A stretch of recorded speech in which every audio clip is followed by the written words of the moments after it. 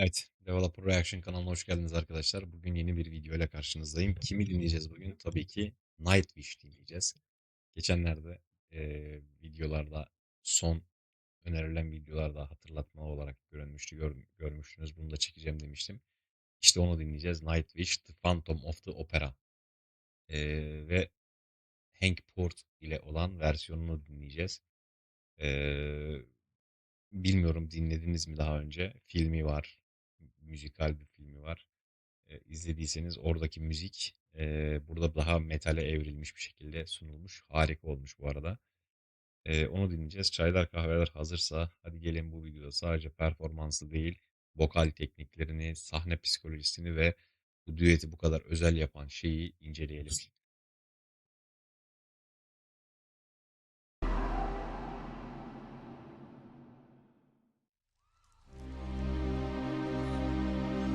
Muazzam bir kalabalık.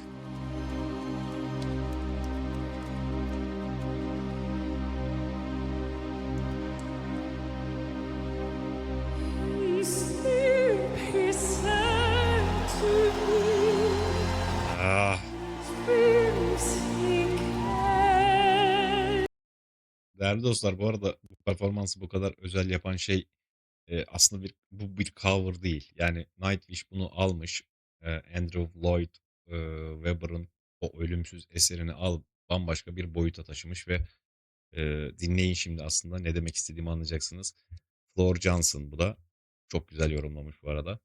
Devam edelim. That voice which calls to me and speaks my name. And do I dream? Bakın dikkat edin o sesini kalınlaştırma. Ses aralıklarına çok dikkat edin burada. Dediğim gibi müzikal bir şeyi kendilerince yorumlamışlar ama çok güzel yapmışlar. O ses aralıklarına, vokalin özellikle. Şimdi birazdan da erkek vokal gelecek. Ses aralıklarına çok dikkat edin. Again, for now I find the phantom of the opera is there. Bakın şarkıyı söylemiyorlar, yaşıyorlar gibi düşünün. Yani hareketleri, o sahnedeki performansları vesaire kullandıkları o şarkı sözleriyle birebir uyumlu mükemmel bir iş ortaya çıkarmışlar.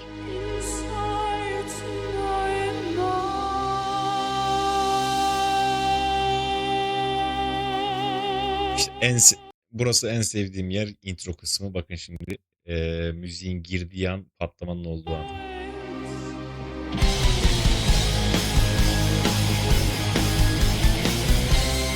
Bu arada bu Ateş Show şeyde de vardı. Budokan konserinde Love Bice'da da vardı. Çok etkilenmişti o ön saftakiler ve balkon kısmındakiler. Burada da aynı efekt kullanılmış. Sahnedekilerin neler çektiğini düşünün abi.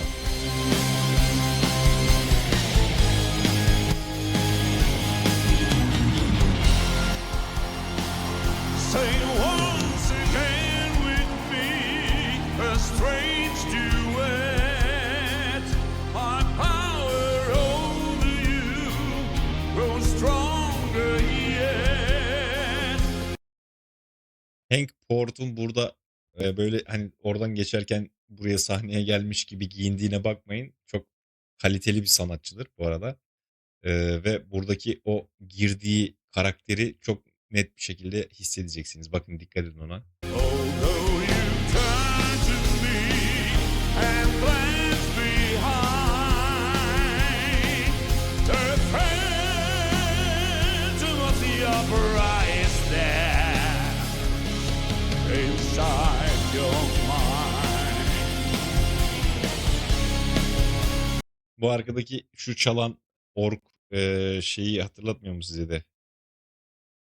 Adams ailesi ya da işte böyle Dracula, Kont Dracula olan filmlerde genelde borulu orklar da çalarlar aslında. Ama burada da orkla yapmışlar. Modern bir hava katmışlar. Harika olmuş.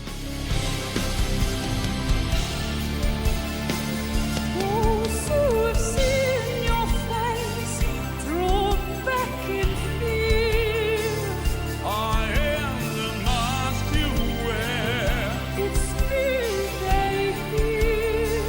Evet, burada vokal call and response kısmını görüyorsunuz. Mükemmel yapmışlar. Dikkat ettiniz mi? Ağızlarına dikkat edin. Hiç kendilerini sıkmıyorlar. Genelde kafa sesi, tabii ki vücut sesi de daha sonra giriyor işin içerisine ama şu an kafa sesiyle ne kadar gür ve temiz, net bir ses çıkartıyorlar ortaya. Your spirit and your voice in one combined. The Phantom of the Opera is there. Bakın söylemeye çalıştığım şey burası mesela. Bir dakika. Şuna tıkladım. Şöyle geri aldım. Sesi ne gidiyor bu ya?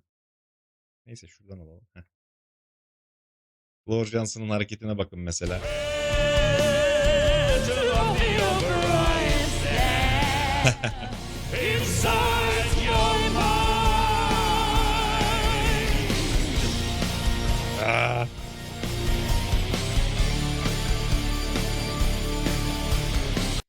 Tremolo kolunu kullanmaya bak, gördünüz mü? O kadar sakin ki böyle alttan çekiyor yavaş yavaş. Bakın. Hop. Bu iki orgu da çalmak zordur aynı anda bu arada. Evet. Ain't all your fantasies Aa! you always knew. And man, Söylemeye çalıştığım şey buydu. Hank'in az önceki sesine bakın. Yani az bir şey geri alayım isterseniz ya da siz alın. Az önceki sesine bakın, şimdiki sesine bakın. Şöyle yapalım. Şuradan itibaren mesela. Inside your mind. Gayet operatik bir sesi var şu an, değil mi? Yani burada asıl mesele aslında şu. Hank Port burada sadece o şarkıyı söylemiyor. Bir karaktere dönüşüyor. Neden karaktere dönüşüyor? Çünkü Hollanda'da orijinal yapım müzikalde Phantom karakterini oynayan bir sanatçı kendisi. Klasik eğitimli bir bariton. Ve Floor Johnson da o geri adım atmıyor dikkat ederseniz. Aksine ona karşılık veriyor. Mükemmel bir birliktelik. Çok seviyorum bu şarkıyı. Bakın metal bariton. Metal operatik baritona girecek. ain't all your fantasies you always knew. And man and mystery. What hope in you Vah! and in this labyrinth. Bakın şu geçişe bakın. Hank'in sonrasında Floor Johnson'ın girdiği kısma bakın. Ses değişimine ve birbirine uyuma aslında. Birinden başka birine geçiyor ses aslında ama o kadar uyumlu ki. Bakın. What hope in you Ah! and in this labyrinth where night is blind. The Phantom of the Ah! Opera is there. Inside your mind.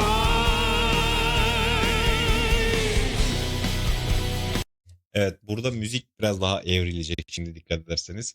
Bu versiyonda böyle bu arada yani Hank Port'un olduğu versiyonda böyle. Eski Nightwish'in versiyonlarında burası biraz daha farklı. Sing for me, my angel of music. The Phantom of the Opera. Sing for me. Dikkat edin. Lütfen buradan sonrasına dikkat edin. Söylemeye çalıştığım şeyi tam burada göreceksiniz şimdi. O ses aralıkları diyorum ya. Floor Johnson'ın buradaki sesine dikkat edin. Sing for me.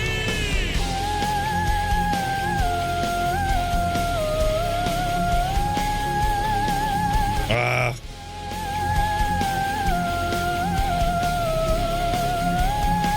Sing my angel of music.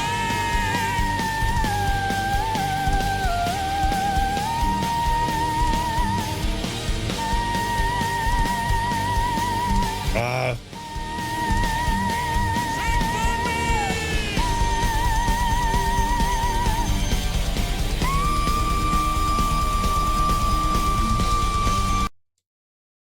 Kafa sesi diyorum ya, işte kafa sesi. Bakın, dikkat edin tekrar geri aldım şu az bir şeyi.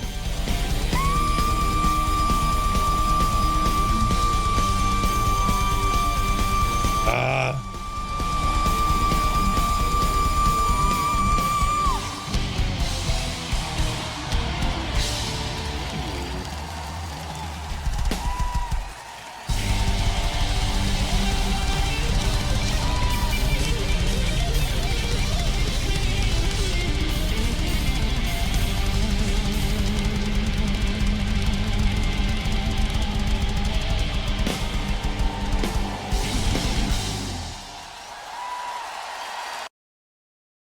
Evet, nasıl buldunuz? Ben çok seviyorum. Yani, orkestrayla bir saniye şunu şöyle çekelim. Karanlık oldu iyice. Evet, böyle daha iyi. Eee, operatik operayla metalin birleşmesi bana çok cazip geliyor. Çok güzel yapıyor yapan oldukça. Çok harika işler ortaya çıktığını düşünüyorum. Dediğim gibi ben çok seviyorum. Özellikle bu versiyonunu çok seviyorum. Dediğim gibi Hank Port, orijinal Hollanda yapımı müzikalde Phantom rolünü oynayan klasik eğitimli bir bariton açıkçası.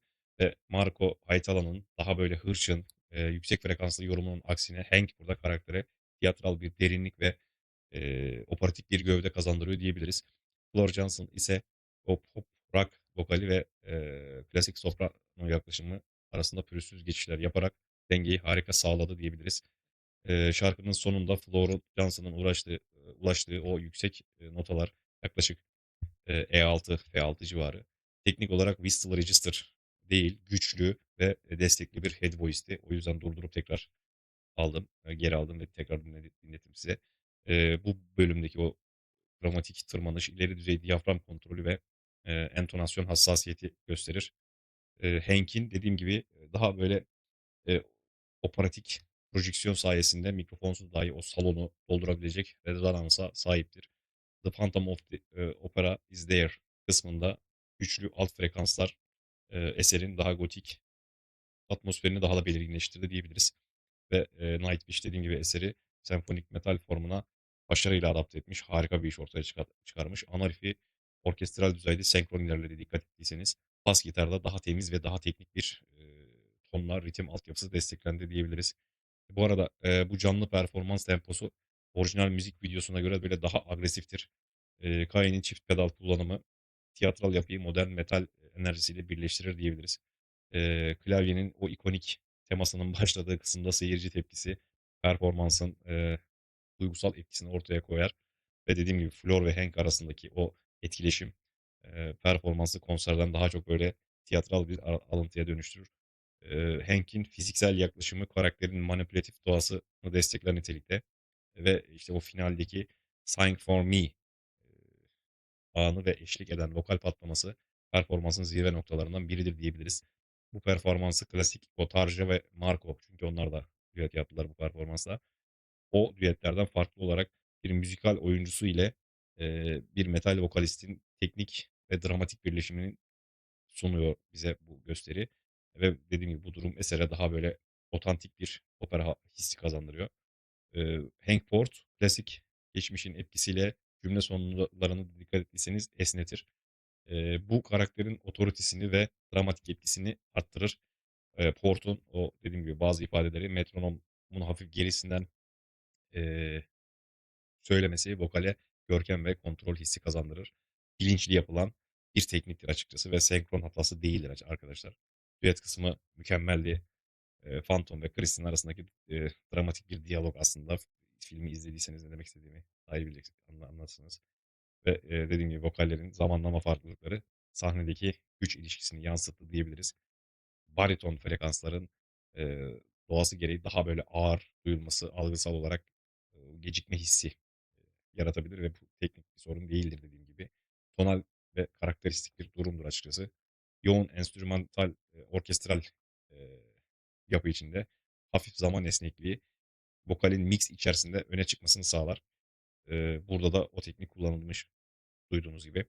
Şarkının ilerleyen bölümlerinde dediğim gibi Hank operatik projeksiyonu koruyarak kontrollü distortion, pulse chord destekli bir rasp ekledi sese. Bu bağırma değil, teknik bir ses renklendirmesidir diyebiliriz bunun için. Ve ikinci yarıda daha agresif parçanın metal kimliğine yakışır bir, ve dinleyicinin alışık olduğu bir, enerjiyi korudu diyebiliriz. Mükemmel bir iş ortaya çıkmışlar. Dediğim gibi en sevdiğim versiyon bu ve, canım sıkıldıkça sık sık açıp dinlediğim güzel bir şarkı. Bilmiyorum beğendiniz mi? Bu tip şarkıları beğeniyor musunuz? Yorumlarda lütfen belirtin. Daha fazla, ağırlık verelim bu tip şeylere. Eee, senfonik, metale. Ben çok beğeniyorum ve dediğim gibi ara ara açıp dinliyorum. Keyifli bir videoydu. Umarım siz de keyif almışsınızdır. Bir sonraki videoda tekrar görüşelim olur mu? Hoşça kalın.